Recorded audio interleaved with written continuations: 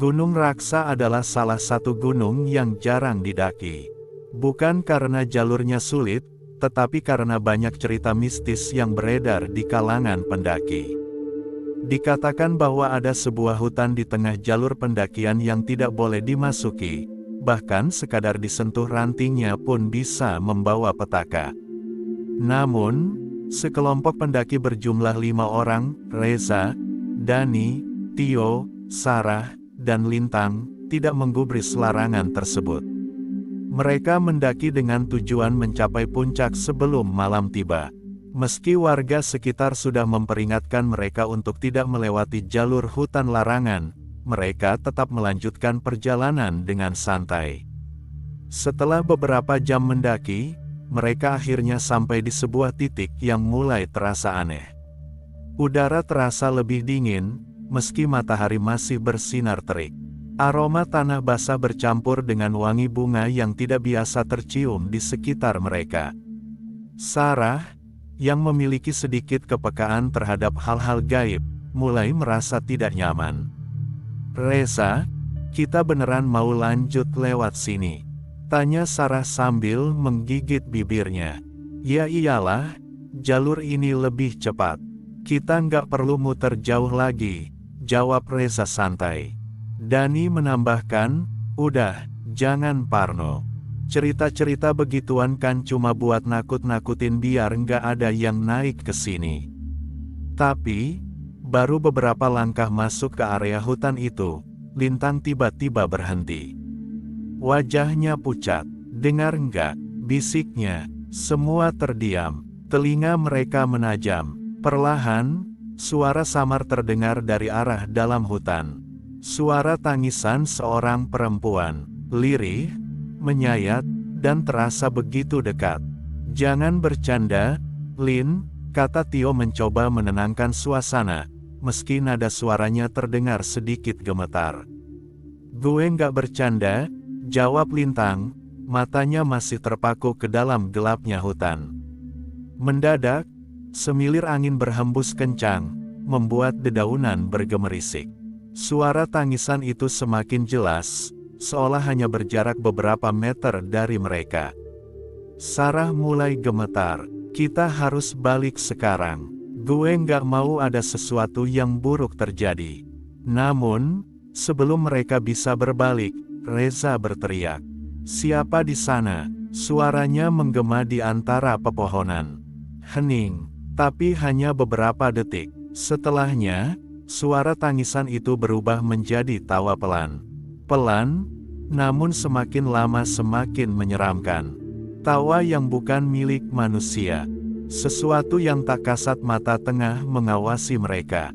Tiba-tiba, dari balik pepohonan, sebuah bayangan tinggi dengan rambut panjang menutupi wajahnya muncul perlahan. Tanpa suara, makhluk itu bergerak mendekat. Sarah menjerit, membuat keempat temannya sontak berbalik. Namun, ketika mereka melihat ke arah yang sama, sosok berambut panjang itu telah menghilang. Hanya tersisa dedaunan yang bergerak perlahan seolah ada sesuatu yang baru saja melintas. "Kita harus keluar dari sini sekarang," kata Sarah panik. Namun, sebelum mereka bisa melangkah, Lintang tiba-tiba menarik napas tersengal-sengal. "Dani, mana Dani?" teriaknya histeris. Semua serempak menoleh ke belakang. Dani, yang tadi berdiri di antara mereka, telah menghilang tanpa jejak. Napas mereka tercekat. Tidak ada suara langkah, tidak ada tanda-tanda perlawanan. Dani lenyap begitu saja. "Dani!" Reza berteriak sekuat tenaga, suaranya menggema di dalam hutan sunyi itu. Tidak ada jawaban. Tio buru-buru mengambil senter dari tasnya dan mengarahkannya ke sekitar. Namun, cahaya senter tampak redup, seolah kabut tebal menghisap sinarnya. Perasaan takut mulai menjalar dalam diri mereka. "Kita cari dia, kita nggak bisa ninggalin Dani di sini," kata Lintang, suaranya bergetar. Mereka mulai bergerak, menyusuri jalan setapak yang mereka lalui sebelumnya. Namun, Semakin mereka berjalan, mereka malah semakin merasa tersesat. Pepohonan tampak lebih rapat, dan udara semakin berat. Tidak ada tanda-tanda Dani. Saat mereka hendak menyerah, tiba-tiba suara langkah terdengar dari balik semak-semak. Semua menahan napas. "Dani," panggil Reza. Tidak ada jawaban. Namun, suara langkah itu semakin mendekat. Ketika mereka mengarahkan senter ke arah suara tersebut, yang mereka lihat bukan Dani, melainkan sesosok perempuan dengan pakaian lusuh, berdiri dengan kepala tertunduk. Perempuan itu perlahan mengangkat wajahnya, menampakkan mata kosong dan bibirnya yang menghitam. Dengan suara serak, ia berbisik, "Kenapa kalian datang ke sini?" Lintang menjerit, dan tiba-tiba lampu senter mereka padam. Kegelapan menyelimuti mereka. Senter yang padam membuat suasana semakin mencekam. Lintang terisak ketakutan, sementara Reza dan Tio mencoba menyalakan kembali senter mereka, namun sia-sia. Suara napas berat terdengar di sekitar mereka, seolah ada sesuatu yang mengintai. "Sarah, pegang tangan gue. Jangan sampai kita terpisah," kata Reza tegas. Sarah menggenggam tangan Reza erat-erat, tubuhnya gemetar hebat. Sementara itu, Lintang terus menunduk, berbisik-bisik sendiri. "Lintang, lo kenapa?" Tio menggoyang bahu sahabatnya, namun Lintang hanya menggumam pelan. Dia bilang, "Kita nggak boleh ada di sini, kita harus pergi." Suara Lintang terdengar parau, seperti bukan dirinya sendiri. Reza menelan ludah. "Siapa yang bilang?"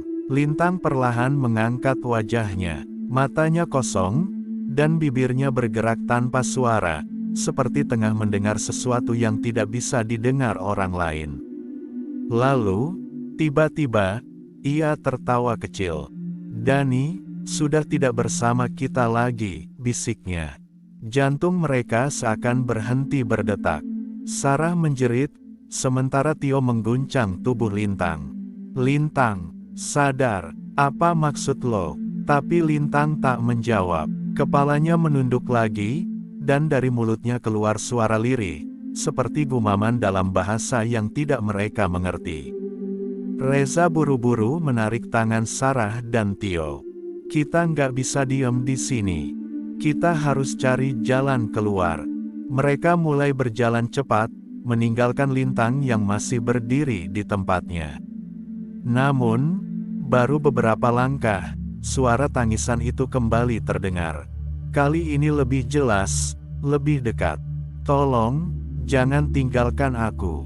Reza menghentikan langkahnya. "Dani, itu lo." Tidak ada jawaban. Tapi dari kegelapan, mereka mulai melihat sesosok tubuh tergeletak di tanah, hanya beberapa meter di depan mereka. Dengan napas tercekat, mereka berjalan mendekat, berharap itu adalah Dani. Namun, saat mereka menyorotkan senter ke wajah sosok itu, mereka melihat sesuatu yang membuat darah mereka membeku. Itu memang Dani, tapi matanya kosong, bibirnya menganga, dan tubuhnya sama sekali tidak bergerak. Tubuh Dani tergeletak kaku di tanah. Wajahnya pucat, matanya kosong menatap langit, dan bibirnya terbuka seolah hendak berteriak. Reza mundur selangkah, napasnya tercekat. Sarah menutup mulutnya dengan kedua tangan, air mata mengalir di pipinya. "Dani, tidak mungkin," suara Tio bergetar. Ia mengulurkan tangan untuk menyentuh bahu sahabatnya, tapi sesuatu menghentikannya. Dani bergerak, tubuhnya tiba-tiba tersentak, seolah ada sesuatu yang merasukinya. Kepalanya menoleh ke arah mereka dengan gerakan kaku dan aneh. Bibirnya masih terbuka, tapi kali ini, suara lirih keluar dari tenggorokannya. "Kenapa kalian ada di sini?" Mereka semua membeku. Suara itu bukan suara Dani. Itu suara serak yang dalam, seperti berasal dari seseorang yang telah lama meninggal. "Dani, lo sadar nggak?"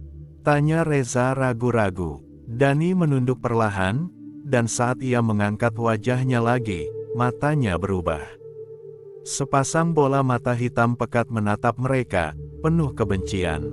Lintang yang sedari tadi berdiri diam tiba-tiba terkekeh.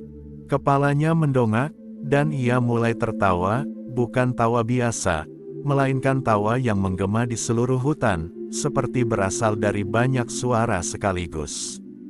"Sudah kubilang, kita tidak boleh ada di sini," bisik Lintang dengan nada menyeramkan. Reza merasakan bulu kuduknya berdiri. "Lintang, sadar, lo kenapa?" Lintang menoleh ke arah Reza. Mata kosongnya berubah menjadi penuh kemarahan. "Aku hanya menyampaikan pesan mereka, tempat ini bukan untuk kita." Suaranya bergetar, namun bibirnya tetap tersenyum. Sarah menarik tangan Reza. "Kita harus pergi sekarang." Namun sebelum mereka bisa berlari, tubuh Dani tiba-tiba melayang. Tanpa ada yang menyentuhnya, tubuhnya terangkat setinggi 2 meter di udara. Dari dalam tubuhnya, terdengar suara gemuruh, seperti suara banyak orang berbisik dalam bahasa yang tak mereka mengerti. Tio mundur ketakutan. "Apa yang terjadi? Ini nggak masuk akal." Dani tersenyum. Bibirnya bergerak tanpa suara, kemudian tiba-tiba ia berteriak sekeras-kerasnya. Suaranya melengking, membuat telinga mereka berdenging. Hutan seketika bergemuruh. Pepohonan bergoyang, ranting-ranting patah, dan angin bertiup kencang. Dari dalam kegelapan, mereka mulai melihat sosok-sosok hitam bermata merah muncul satu persatu. "Kita harus pergi sekarang," teriak Reza sambil menarik tangan Sarah dan Tio. Mereka berlari secepat mungkin, meninggalkan Dani dan Lintang yang masih berdiri di tempatnya. Namun, suara langkah mereka terdengar menggema, seperti ada ratusan orang yang berlari bersama mereka. Sarah menoleh ke belakang dan menjerit. Sosok-sosok hitam itu semakin mendekat. Mata mereka merah menyala, dan tubuh mereka seakan berbaur dengan kabut. Mereka bergerak cepat, meluncur di antara pepohonan, mengejar tanpa suara. "Jangan lihat ke belakang, lari saja," teriak Reza. Namun, sebelum mereka bisa mencapai jalur turun, tanah di bawah kaki mereka tiba-tiba bergetar. Akar-akar pohon mencuat dari dalam tanah, melilit kaki mereka dan membuat mereka tersungkur. Sarah menangis. "Tolong, lepaskan aku." Tio mencoba menarik tubuhnya, tapi akar itu semakin kuat. Reza menggapai pisau lipat dari saku celananya dan mulai memotong akar yang melilit mereka. Tapi setiap akar yang terpotong, 2 akar baru muncul menggantikan. Sosok hitam bermata merah itu semakin dekat. Salah satu dari mereka menjulurkan tangan ke arah Reza, jari-jarinya panjang dan runcing seperti cakar. Tiba-tiba, sebuah suara keras menggema di udara. "Pergi kalian, ini bukan milik kalian." Seketika, sosok-sosok hitam itu berhenti. Mata mereka bergerak liar, seolah mencari sumber suara. Kemudian, perlahan, mereka menghilang ke dalam kabut. Akar-akar yang melilit mereka pun melonggar, dan udara menjadi lebih ringan. Reza, Sarah, dan Tio terengah-engah, saling berpandangan dengan wajah penuh ketakutan. Namun, sesuatu yang lebih mengerikan menunggu mereka. Dani dan Lintang telah lenyap.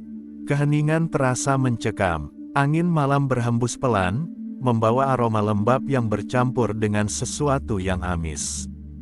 Reza, Sarah, dan Tio saling berpandangan, dada mereka naik turun akibat ketakutan yang belum mereda. "Dani, Lintang, mereka kemana?" bisik Sarah, suaranya hampir tak terdengar. Tio menggeleng pelan, matanya masih menatap kosong ke tempat di mana 2 sahabat mereka terakhir kali berdiri. Hanya dedaunan basah dan tanah berlumpur yang tersisa. "Kita harus cari mereka," kata Reza, mencoba mengendalikan diri meskipun tubuhnya masih gemetar. Sarah menatapnya tidak percaya. "Reza, kita nyaris mati. Kita harus keluar dari sini sebelum kita juga menghilang. Kita nggak bisa ninggalin mereka, jawab Reza tegas. Mereka sahabat kita. Tio menghela napas dalam. Tapi gimana caranya? Kita nggak tahu mereka kemana. Tempat ini nggak normal, Res. Sebelum Reza bisa menjawab, terdengar suara langkah dari dalam kabut yang menggantung di antara pepohonan. Langkah itu terdengar berat, seperti seseorang yang menyeret kakinya dengan susah payah. Sarah langsung bersembunyi di belakang Tio, tubuhnya gemetar. Apa itu? Reza mengarahkan senter ke arah suara tersebut. Cahaya menembus kabut tipis, memperlihatkan sesosok bayangan yang perlahan mendekat. Dani, Tio berbisik ragu. Sosok itu terus berjalan, langkahnya terseret. Begitu cahaya senter menyinari wajahnya, mereka semua menahan napas. Itu memang Dani, namun, sesuatu tampak salah. Kulitnya pucat, matanya kosong seperti orang yang sudah tidak memiliki jiwa.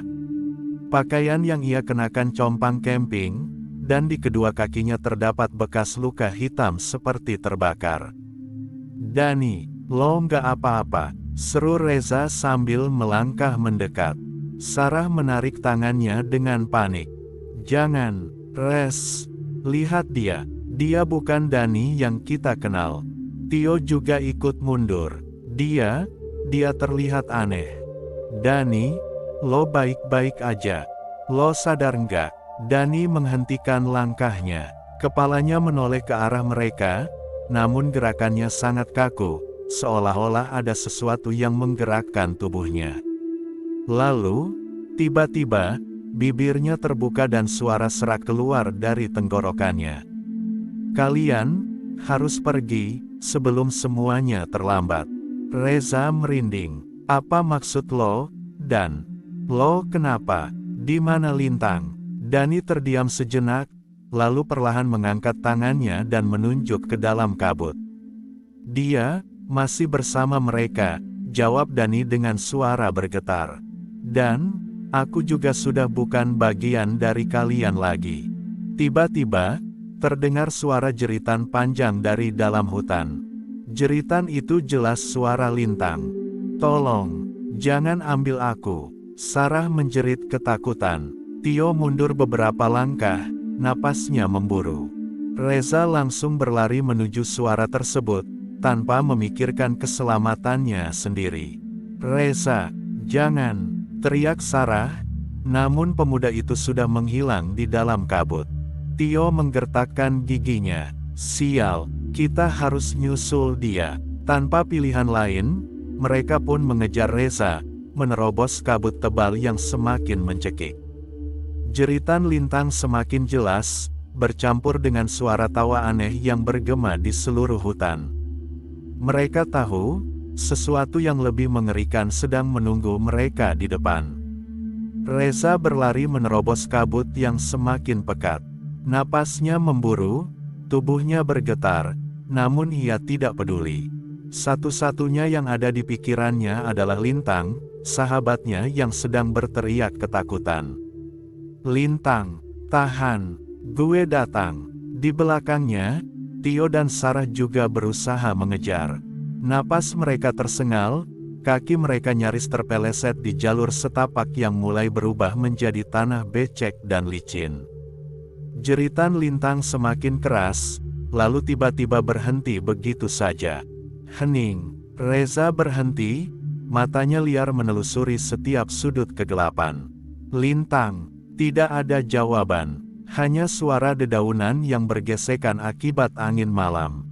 Tio dan Sarah akhirnya menyusulnya. Sarah menangis ketakutan. Di mana dia? Kenapa tiba-tiba diam? Reza mengangkat senter, menyinari sekitar. Lalu, di depan mereka, tampak sesuatu di balik pohon besar. Seonggok tubuh tergeletak di tanah. Lintang, Reza segera berlari, namun Tio menarik tangannya. Jangan gegabah, kita nggak tahu itu beneran dia atau bukan. Namun Reza tak peduli, ia tetap melangkah, mendekat ke tubuh yang tergeletak itu. Saat cahaya senter menyinari wajahnya, mereka semua tercekat. Itu memang Lintang. Namun tubuhnya penuh dengan luka lebam, seperti habis dipukuli sesuatu. Bibirnya membiru, matanya setengah terbuka, dan tangannya gemetar. Lintang, lo masih hidup. Reza mengguncang tubuhnya. Lintang membuka mulutnya dengan susah payah, suaranya hampir tak terdengar.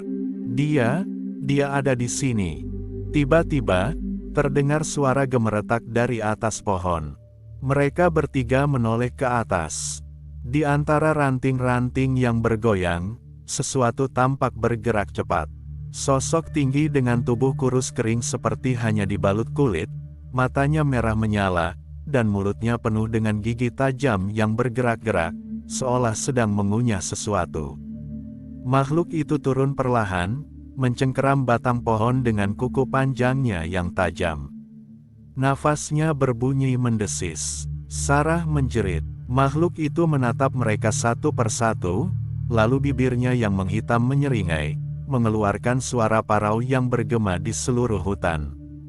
Kalian sudah terlalu jauh masuk.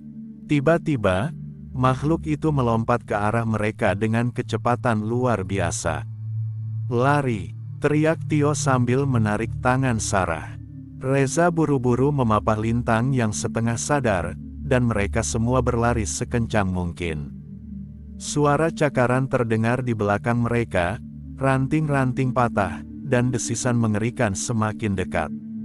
Namun, tepat saat mereka nyaris kehilangan harapan, mereka melihat sesuatu di depan, sebuah gubuk tua yang tersembunyi di antara pepohonan. Tanpa berpikir panjang, mereka berlari masuk dan membanting pintu kayu di belakang mereka. Di dalam, suasana begitu gelap dan pengap. Jantung mereka masih berpacu, napas mereka tersengal, sementara makhluk di luar mulai menggaruk-garuk dinding gubuk dengan cakarnya. Tio menyalakan senter dan melihat ke sekeliling ruangan yang dipenuhi debu. Di sudut ruangan, mereka melihat sesuatu yang membuat darah mereka membeku. Ada sesosok manusia tua, dengan tubuh yang kurus kering dan mata kosong. Ia duduk membatu di pojok ruangan, wajahnya tertutup kain hitam, dan tangannya menggenggam sesuatu yang tampak seperti jimat kuno. Lalu, suara serak keluar dari bibirnya yang pecah-pecah. Kalian tidak seharusnya datang ke sini. Mereka semua membeku. Di sudut gubuk tua yang pengap, sosok lelaki tua yang kurus kering masih duduk membatu. Suaranya yang serak menggema di dalam ruangan sempit. Kalian tidak seharusnya datang ke sini. Lintang, yang masih lemah, berusaha menarik napas. Reza, Tio, dan Sarah saling berpandangan, mencoba memahami situasi yang semakin tak masuk akal. Siapa Anda? Tanya Reza dengan suara gemetar. Pria tua itu perlahan mengangkat kepalanya. Sorot matanya kosong, seperti sudah lama kehilangan jiwa. Aku, penjaga tempat ini, gumamnya. Kalian sudah membangunkan dia. Siapa yang kami bangunkan? Tanya Tio, suaranya nyaris berbisik. Tiba-tiba, terdengar suara cakaran di luar gubuk. Dinding kayu bergetar seolah sesuatu yang besar sedang mengelilinginya. Sarah mencengkram lengan Reza dengan erat, matanya membelalak ketakutan. Pria tua itu menghela napas berat. Kalian sudah melihatnya. Makhluk itu adalah roh penjaga hutan ini. Ia tidak suka pendatang yang melangkah terlalu jauh.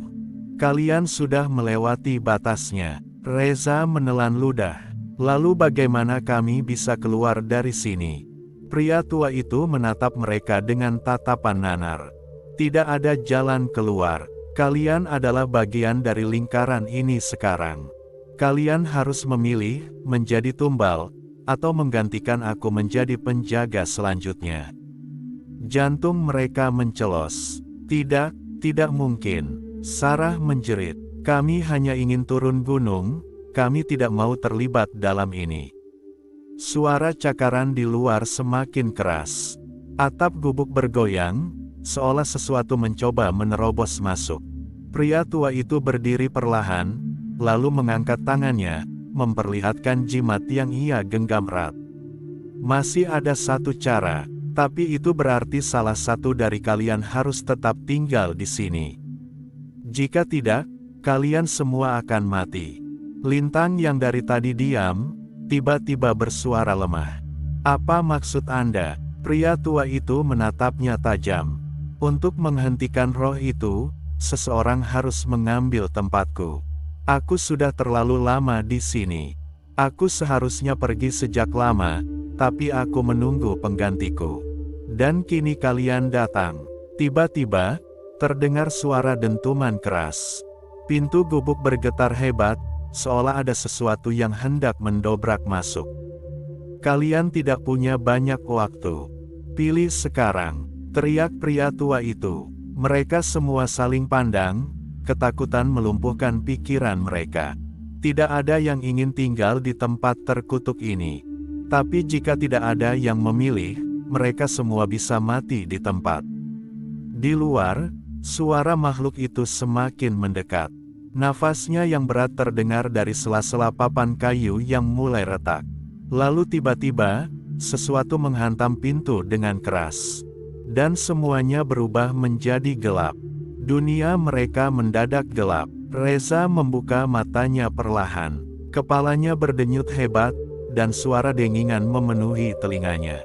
Samar-samar, ia melihat Tio dan Sarah masih tergolek di lantai gubuk yang dingin. Lintang duduk bersandar di sudut, wajahnya pucat pasi. Pria tua itu berdiri di dekat pintu, menggenggam jimatnya erat-erat. Kalian harus segera memutuskan, suaranya lirih tapi penuh tekanan. Makhluk itu takkan menunggu lebih lama lagi.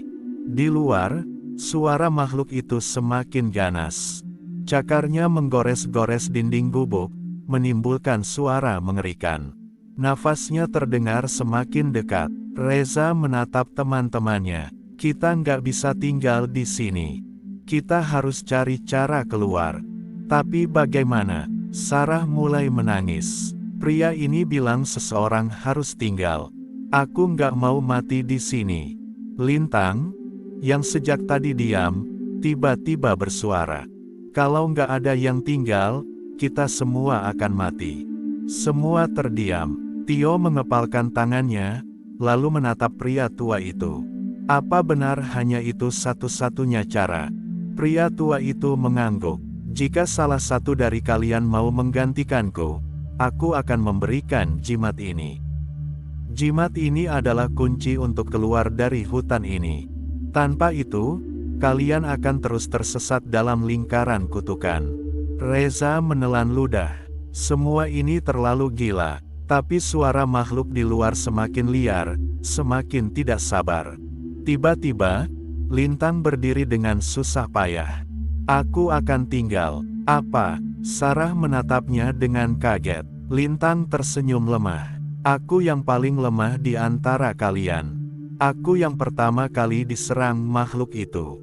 Mungkin, aku memang sudah ditandai dari awal.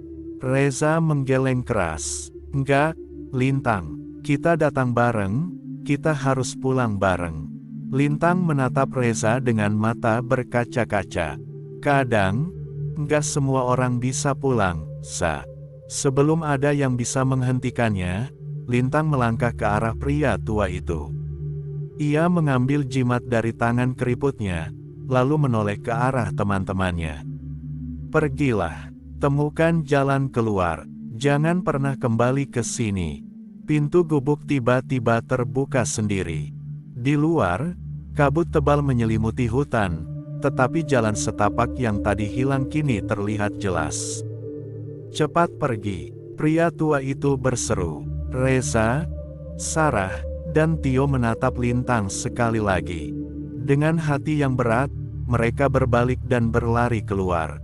Di belakang mereka, suara makhluk itu semakin mendekat. Reza menoleh sekilas dan melihat Lintang berdiri di ambang pintu, tersenyum tipis, sebelum bayangannya tertelan kegelapan. Mereka terus berlari, mengikuti jalur yang kini terlihat jelas. Nafas mereka tersengal, dada mereka terasa sesak, tetapi mereka tidak berhenti sampai akhirnya cahaya pagi mulai muncul di ufuk timur. Dan tiba-tiba, mereka keluar dari hutan. Jalanan beraspal tampak di depan mereka. Mobil-mobil berlalu lalang, dan di kejauhan, terlihat gerbang masuk ke jalur pendakian tempat mereka memulai perjalanan ini. Sarah terjatuh berlutut, menangis terseduh-seduh. Tio terduduk di tanah, menatap ke arah hutan dengan ekspresi kosong. Reza berdiri diam, menatap hutan yang kini tampak begitu biasa. Seolah tidak pernah ada makhluk menyeramkan, tidak pernah ada kutukan. Tapi mereka tahu, di dalam sana, Lintang telah menjadi bagian dari hutan terkutuk itu. Dan mereka tidak akan pernah bisa melupakannya. Itulah kisah kelam dari hutan larangan, suara tangisan di jalur pendakian, sebuah perjalanan yang dimulai dengan semangat, tapi berakhir dengan kehilangan yang tak tergantikan. Lintang, kini menjadi bagian dari hutan itu, dan Reza, Tio, serta Sarah akan selamanya dihantui oleh suara-suara dari tempat yang seharusnya tidak pernah mereka datangi. Jika suatu hari kamu mendaki, dan mendengar suara tangisan dari kejauhan, jangan dekati, jangan jawab, dan jangan pernah menoleh, karena bisa jadi, itu bukan suara manusia. Terima kasih sudah menonton. Jangan lupa like, komen, dan subscribe untuk cerita horor lainnya. Sampai jumpa di kisah berikutnya. Dan ingat, jangan percaya semua yang kamu lihat di alam liar, karena yang mengintai bisa saja bukan dari dunia kita.